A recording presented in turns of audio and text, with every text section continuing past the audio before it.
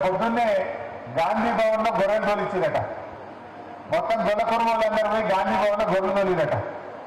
ఎందుకు 100 రోజుల్లో 2వ విడత గొర్రెలు ఇస్తాను, 500 రోజులు అయింది, మీ సంగతి ఏంటని గొల్ల కుటుంబాలంతా గాంధీ భవన్ ఉపయోగించినట్టు ఇవ్వాలి. గొర్రెలు కూడా పోయినాయట గాంధీ భవన్. మా యాదవ్లో మంత్రి పదవి సంగతి ఏంటని అడిగిరట. అంటే ఏది చూసినా అంత ఆగమాగం సగం సగం ఉన్నది. గ్యాస్ పథకం ప్రారంభించింది. ఇదేమని 3 నెలలే గ్యాస్ సిలిండర్ల సబ్సిడీ పైసలు ఉండకుండా పడతలేవు, బంద్ అయిపోయింది, సబ్సిడీ బంద్ అయిపోయింది. ఇందిరమ్మ ఆత్మీయ భరోసా అన్నారు, అది 10 లక్షల మందికి వేస్తామన్నారు, 1,00,000 మందికి ఒక్కసారి వేసిండు, దాన్ని బంద్ పెట్టిండు, అది కూడా అదే పోయింది. ఇక రాజీవ్ యువ వికాసం అయితే ప్రారంభం కాకముందే ఆగిపోయింది దాని సంగతి. సన్నాలకు బోనస్ అన్నారు, అది కూడా ఉత్తగా అయిపోయింది, తుస్తుమన్నారు.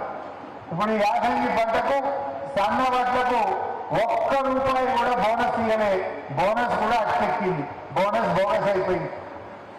ఒక తాపు ఇచ్చిండు, బోనస్ బంద్ అయిపోయింది. రాజీవ్ వికాసం స్టార్ట్ అయ్యాలి. గ్యాస్ సిలిండర్ 3 నెలల బంద్ అయిపోయింది, గొర్రెలు బంద్ పెట్టేసిండు, ఏది కూడా చెప్పలేదు.